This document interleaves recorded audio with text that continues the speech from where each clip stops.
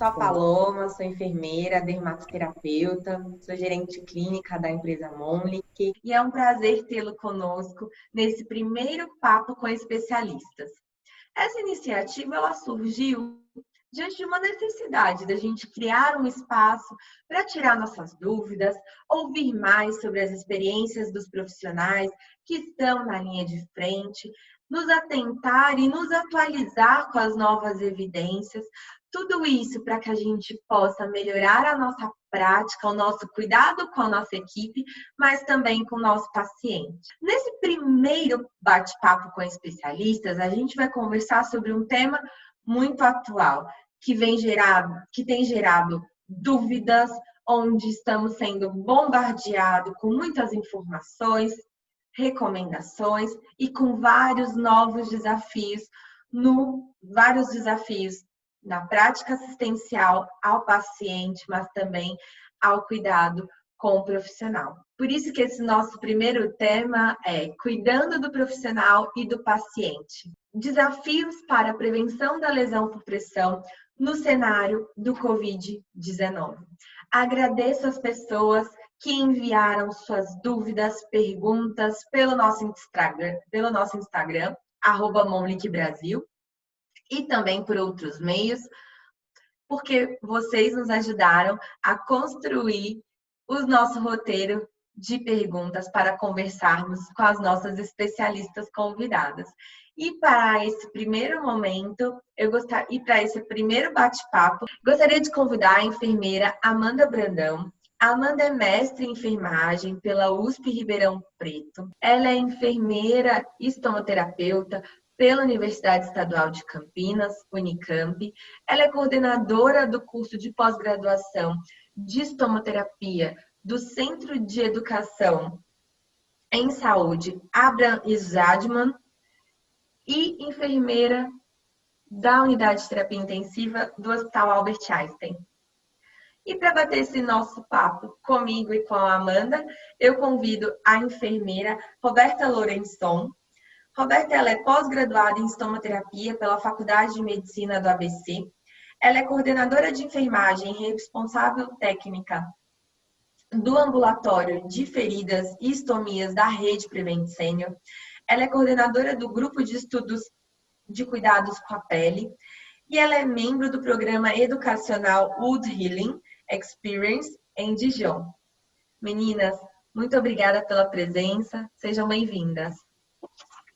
Paloma, eu agradeço o convite, é um prazer poder estar aqui adaptando esse formato, né, para a gente trazer um pouquinho das atualizações que têm sido publicadas a respeito dessa temática. Eu acho que nós vamos avançar muito nas pesquisas, mas já temos algumas evidências do que a gente pode fazer para contribuir com a prevenção dessas lesões. Paloma, obrigada pelo convite mais uma vez. Eu acho que é uma oportunidade muito boa da gente conseguir divulgar um pouco mais sobre os cuidados. É um momento novo para todos, um momento de reinvenção, de adaptação, mas eu acho que é muito importante para que a gente consiga trazer realmente essas evidências para dentro das instituições e tentar de todas as formas a gente conseguir prevenir as lesões por pressão, que é o nosso objetivo, sempre foi, né? E hoje com uma intensidade maior.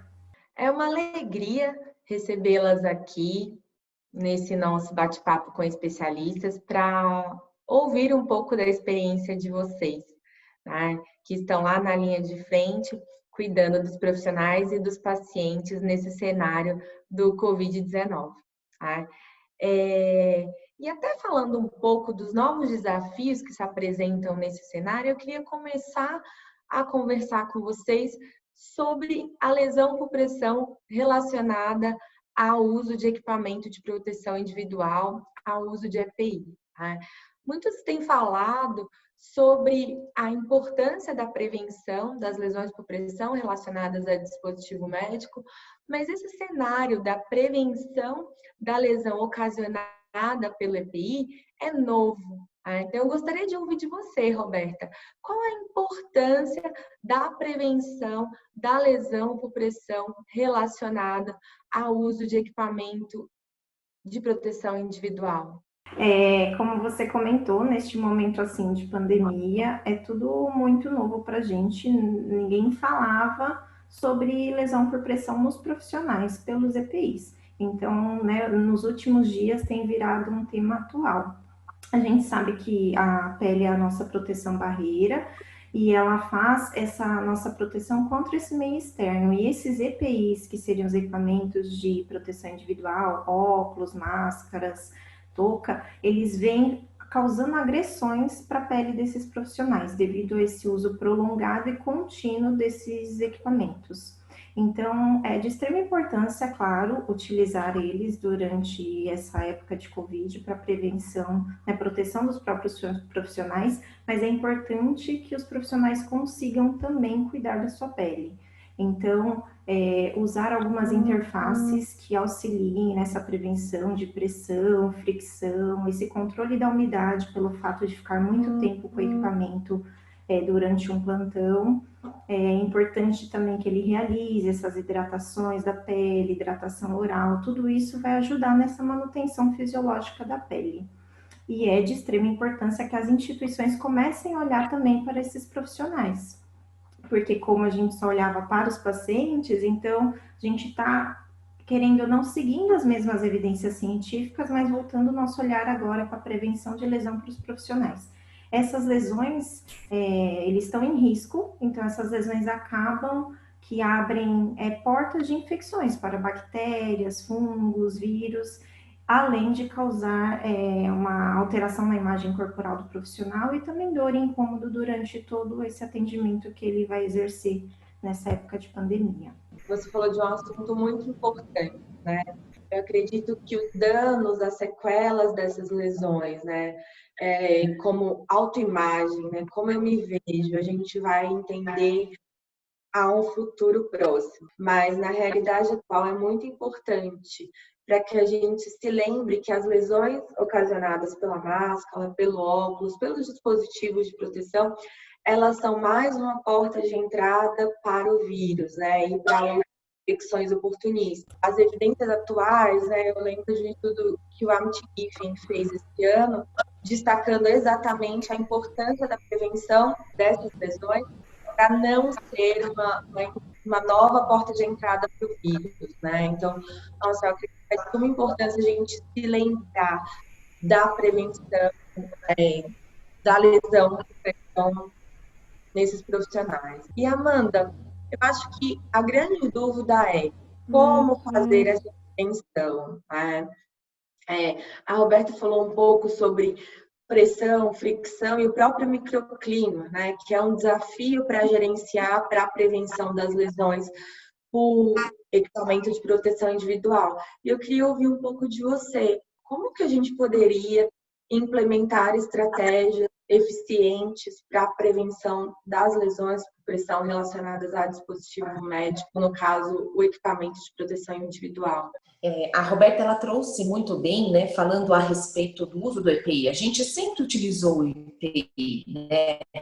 O que muda agora? Muda a frequência. A gente tem ficado praticamente às 12 horas de plantão com os EPIs, né? São poucos os períodos dos quais a gente retira os EPIs, né? Então, diante desse contexto, desse aumento do uso expressivo dos EPIs, desde o início do Covid-19, algumas recomendações elas estão sendo publicadas, né? Recentemente foi publicado um documento do professor Paulo, da Sociedade Portuguesa de Tratamento de Feridas, no qual ele trouxe para nós alguns tópicos, né, e algumas recomendações do que nós poderíamos utilizar para a prevenção de lesões ocasionadas, relacionadas ao uso do EPI, né?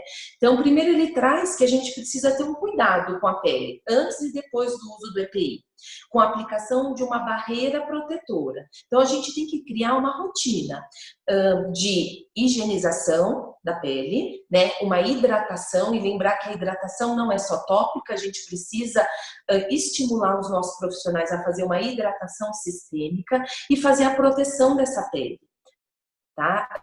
A proteção vai ser o último passo, vai ser o passo que a gente vai fazer lá na instituição, né? A hidratação ao longo do plantão, mas a higienização da pele, a gente já tem que chegar na instituição com a higienização da pele realizada, para que a gente não possa expor esse profissional no momento do ambiente de trabalho. Ele traz também que para a gente fazer a hidratação da pele, a gente poderia utilizar um polímero de acrilato ou um creme com dimeticona. Então, ele traz isso para a gente considerar o uso desses produtos para fazer a higiene, a hidratação da pele. Ele traz também o uso de um curativo protetor entre a pele e a interface, o EPI, então seria um protetor cutâneo, tá? E ele traz que o material ele tem que ser fino, que ele tem que ser atraumático durante a remoção, para que a gente não ocasione, ao invés de lesão por pressão, lesão relacionada a adesivo médico, que seja um produto capaz de absorver a umidade. Lembrar que a gente vai estar em condições desfavoráveis, que vão ter uma produção, uma sudorese intensificada. Ele também traz que esses curativos, né, esses protetores cutâneos, eles tenham que se adaptar nos contornos da face. E lembrar que a gente precisa atentar para todas as áreas de contato com EPI.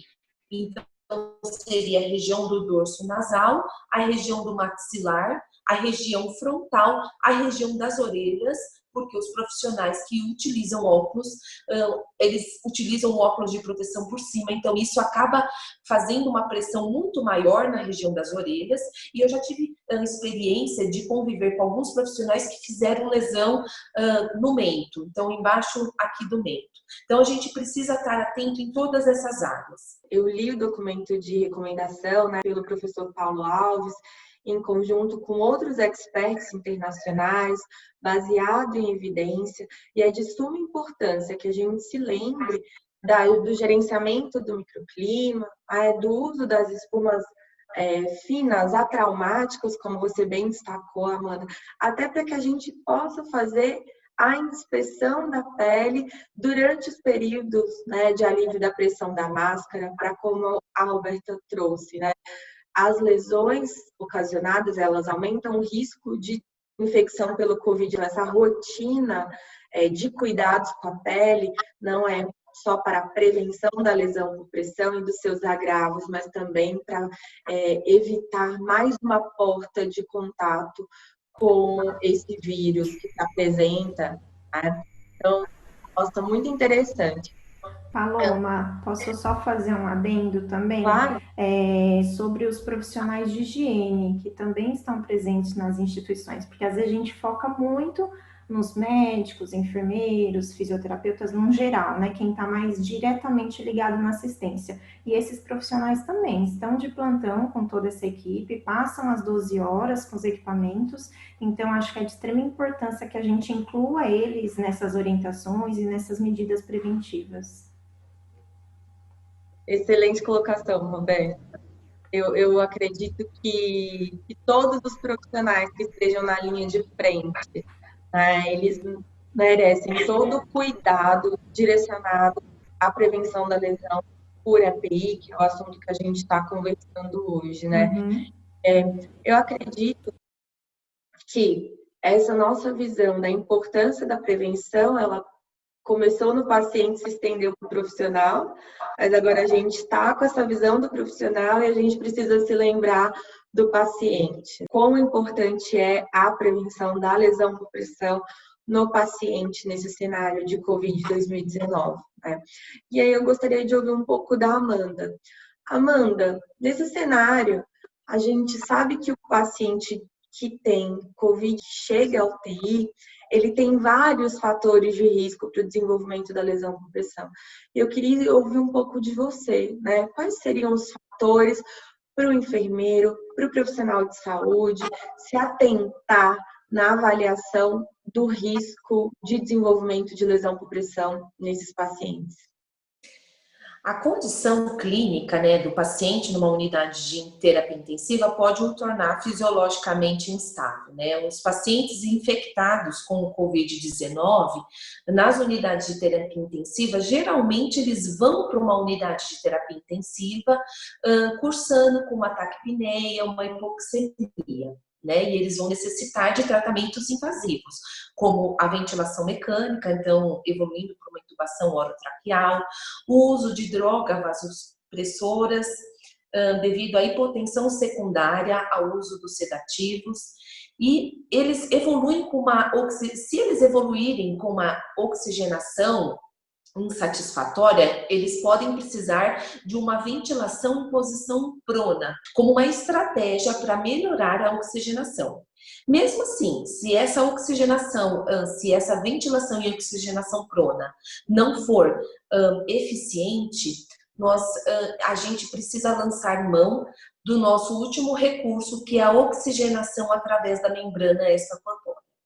Então, vale ressaltar ainda que esses pacientes estão super invadidos, né, com diversos tipos de dispositivos. Catéter venoso central, nós temos o catéter vesical de demora, o catéter nasoenteral, o próprio tubo orotraqueal, então as fixações. Então, vale ressaltar que ele já tem vários dispositivos para o tornar de risco para o desenvolvimento de lesão por pressão. Mas ainda tem alguns fatores especiais, como fatores de risco para o desenvolvimento de lesões por pressão em paciente em unidades de terapia intensiva. Então, a oxigenação tecidual prejudicada, por si só, já é um fator de risco. O uso de drogas vasopressoras, porque nós vamos fazer uma vasoconstrição periférica e nisso a pele sofre e a gente vai priorizar a perfusão de órgãos nobres, a anemia. Vale ressaltar que esses pacientes infectados com COVID-19, eles têm uma hipercoagulabilidade. Isso significa que eles coagulam com muita facilidade e geralmente vão necessitar de uma heparina sistêmica. Diante disso, o paciente tem um risco aumentado de evoluir com uma anemia. E a anemia, ela contribui para a lesão por pressão através de uma indução de uma hipóxia celular. Lembrar que esses pacientes evoluem com edema devido à imobilidade e lembrar que o edema reduz a tolerância tecidual à pressão e contribui para o cisalhamento e para a fricção. Podem evoluir, geralmente os pacientes mais idosos, podem evoluir com uma doença renal. Então, durante um tratamento dialítico, ele pode fazer um episódio de hipotensão, disfunções hepáticas, alteração do nível de consciência induzido pelo uso de sedativos, a diminuição da mobilidade. Lembrar que esses pacientes geralmente vão fazer uso de relaxante muscular e que depois que ele sair dessa condição crítica, ele ainda pode ter perda de força muscular, de músculo, e isso também vai dificultá-lo na sua recuperação. A alteração intestinal é super importante. A gente tem observado que os pacientes infectados com COVID-19, assim como uma virose comum, eles evoluem com uma disfunção intestinal, então com uma diarreia. E lembrar que também, quando eles estão sedados em unidade de terapia intensiva, a gente faz a indução à diarreia pelo risco de fazer um ilho paralítico e, consequentemente, eles evoluem com dermatite associada à incontinência. E lembrar que a DAI, né, a dermatite associada à incontinência, é um fator de risco para o desenvolvimento de lesão por pressão. E também a gente não pode esquecer da idade. A idade é um fator de risco. Temos muitos pacientes idosos infectados e a gente pode dizer que a pele, por si, pelas alterações por conta da idade, por elas terem se tornarem cada vez mais finas e terem uma proteção deficiente, vai colocar o indivíduo em maior risco para o desenvolvimento da lesão por pressão. Na verdade, os idosos, eu acredito que é o grupo que mais está sofrendo com tudo isso, né? Porque além de todos esses fatores relacionados à unidade de terapia intensiva, como a Amanda colocou, eles têm o envelhecimento do próprio corpo. Então, além deles já estarem nesse grupo de risco para o Covid, eles são o público que está sendo mais atingido, está levando a um maior número de internações. Esse envelhecimento do corpo, ele causa várias alterações na pele. Então, a diminuição da espessura da pele, diminuição dessas fibras elásticas, da produção do colágeno. Muitos idosos apresentam a desidratação da pele, diminuição do tecido subcutâneo. Então, tudo isso são fatores importantes que, diferente de um adulto mais jovem, ele não consegue responder tão efetivamente a algumas agressões físicas que acontecem nessas internações. Sem contar que o idoso apresenta, sim, a percepção sensorial diminuída, já é um fator importante. Essas doenças crônicas de base que ele já traz com esse decorrer da idade, como hipertensão, diabetes, cardiopatias, muitas vezes já tem essa incontinência, como a Amanda colocou também. A nutrição, que no caso não é bem a nutrição, né? A desnutrição e a desidratação, muitos idosos não se alimentam adequadamente, e aí quando estão nesse estado dessa instabilidade hemodinâmica, essa gravidade respiratória, tudo isso vem influenciando diretamente no desenvolvimento das lesões por pressão. E nesse quadro atual, esses pacientes evoluem rapidamente, né? As lesões, elas evoluem de uma forma geral, rápida e progressiva. Então, todos esses fatores, junto com os fatores de risco que a gente já conhece, pressão, cisalhamento, fricção e esse microclima, eles são realmente fatores importantes que devem ter um olhar diferenciado para a gente poder ativamente prevenir essas lesões por pressão durante essas internações. Eu queria ouvir de você, Roberta. Quais são as estratégias hoje que são recomendadas pela evidência, que são utilizadas, né, para a prevenção das lesões por pressão no posicionamento, na posição dorsal, na posição lateral, né, onde esse paciente também vai ficar?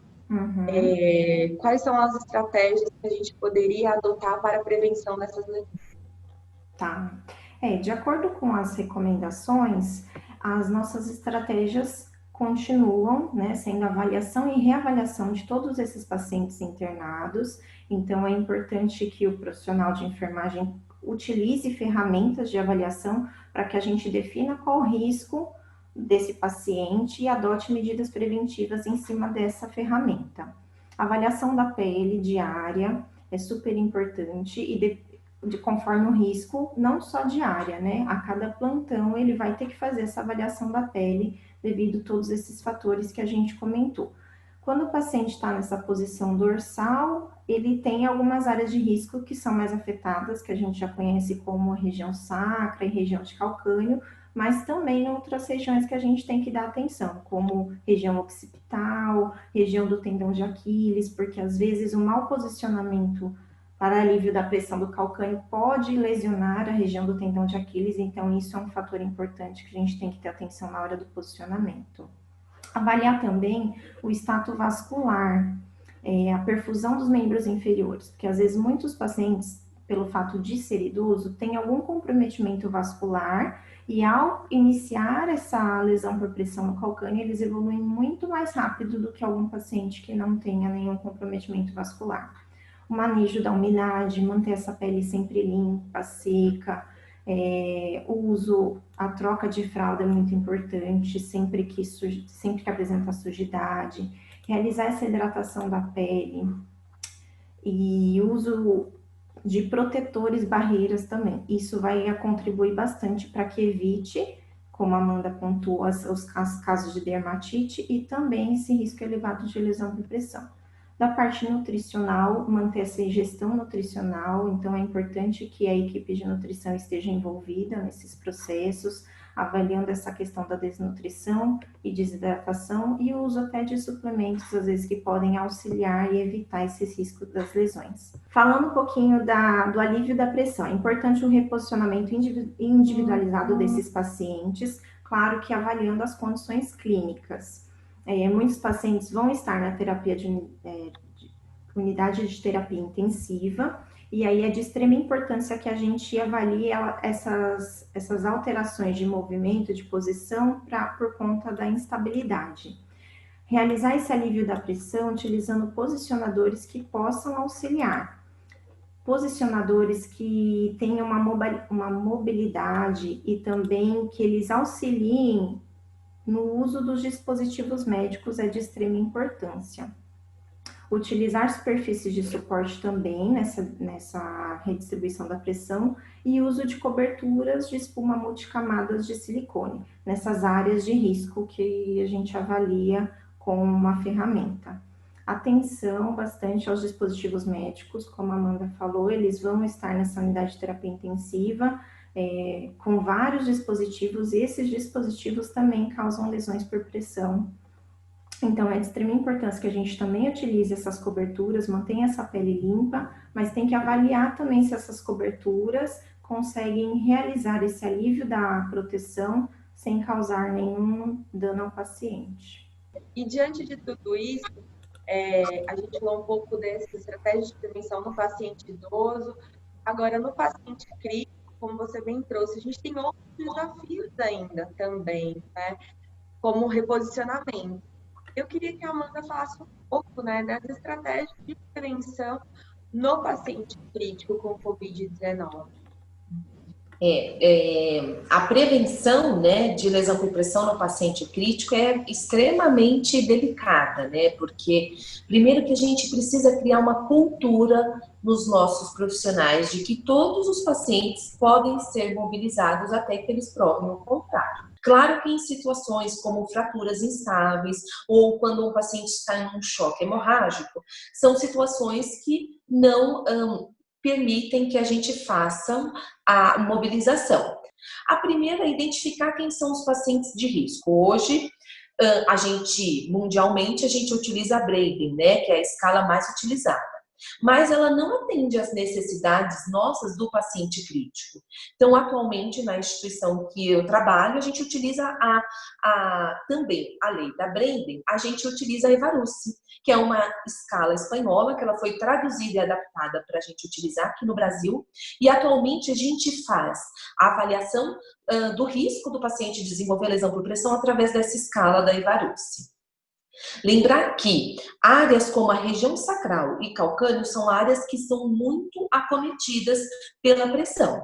Então, a gente sempre orienta que os pacientes devem utilizar uma cobertura, né, multicamadas para minimizar a pressão nessas regiões. Então, na região sacral e na região dos calcâneos. Existem pacientes com condições especiais, os pacientes muito emagrecidos, a gente acaba utilizando também na região dos trocâneos.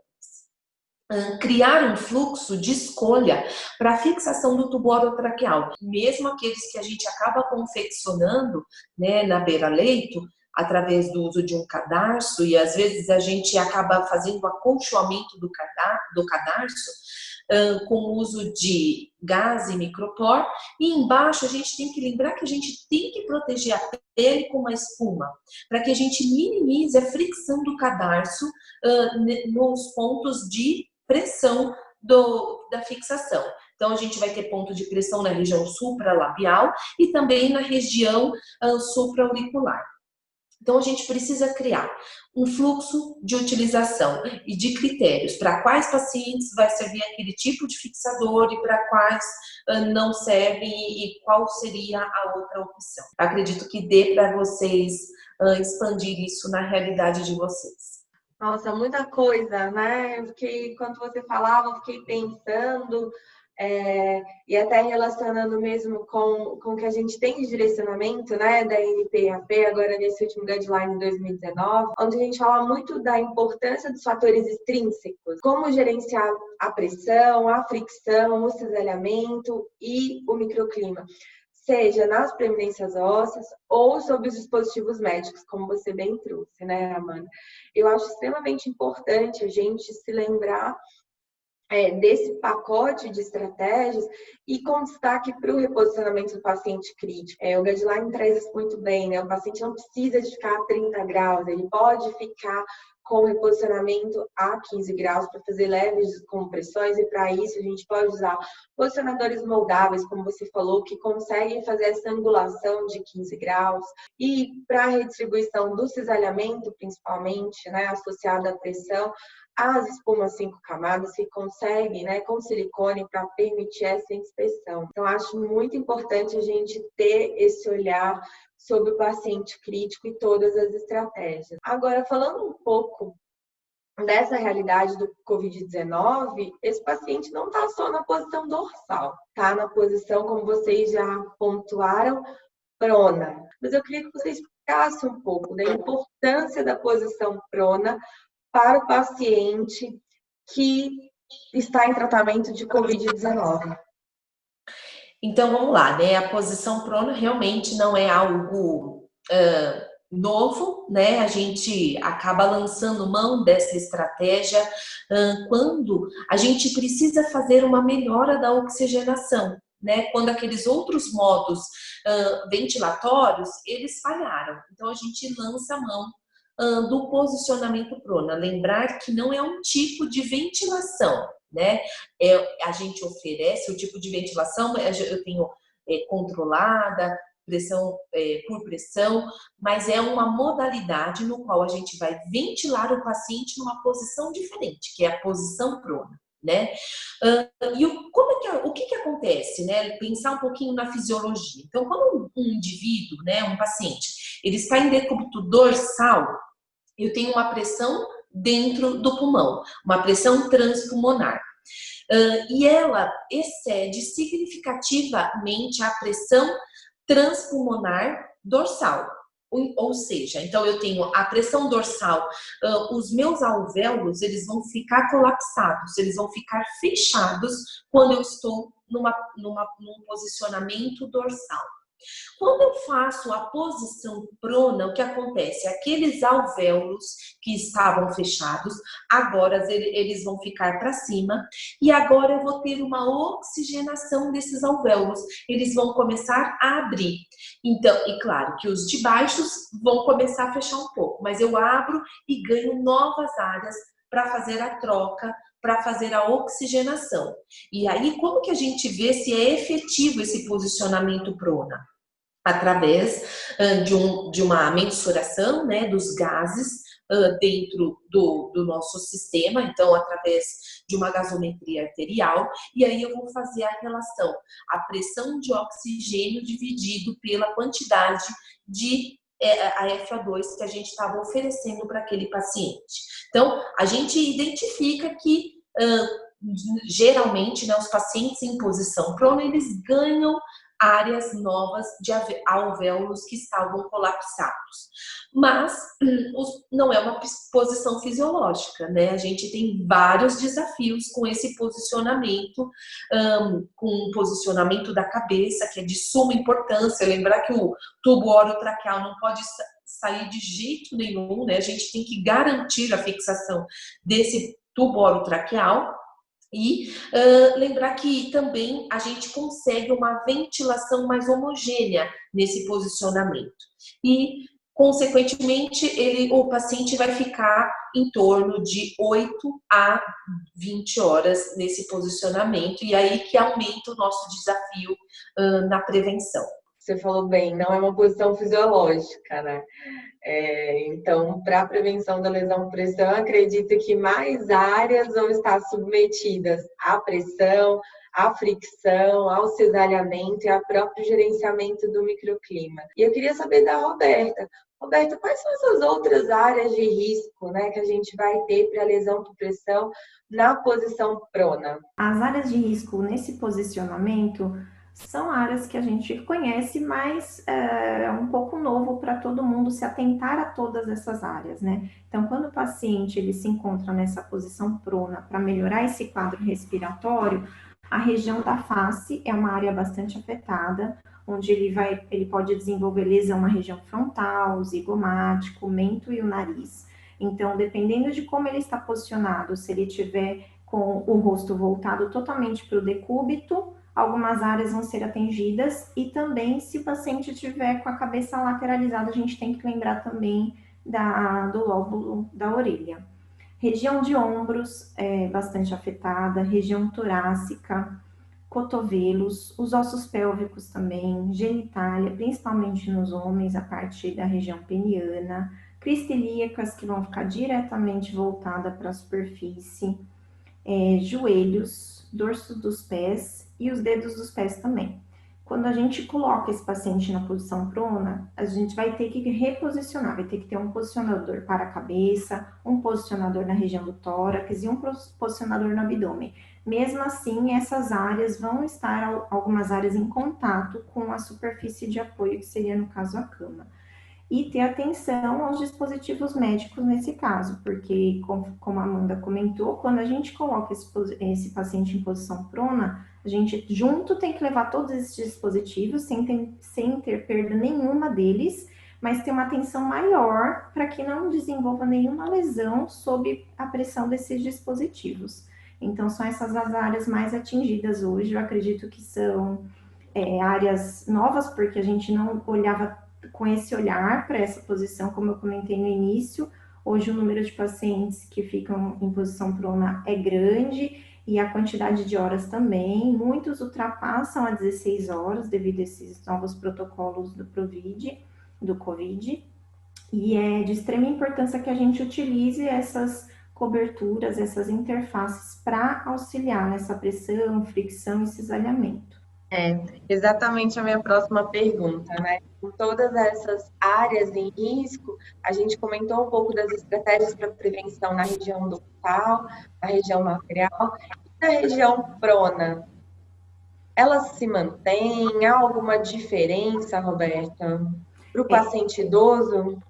Não podemos esquecer daqueles itens que a gente comentou com o paciente que está em posição dorsal. Então, as mesmas coisas. Avaliar essa pele, né? Quando você retornar o paciente para a posição dorsal, sempre reavaliar. E posição prona, reavaliar novamente. Então, é importante. As mesmas indicações da parte nutricional, da parte de controle de umidade, se faz super necessário, porque são pacientes que, pelo fato de ficar muito tempo nessa região, a gente vai ter uma certa dificuldade, né, de continuar movimentando ele, como a Amanda comentou. Tem que ser um reposicionamento de uma forma mais lenta, devido a essa instabilidade. Então, tem que ser uma equipe treinada, capacitada, e realmente tem que ser para ontem. A gente está com grandes pacientes internados e a gente não pode esquecer, apesar do Covid estar em alta, da importância da pele. Eu digo que a gente está em duas guerras, né?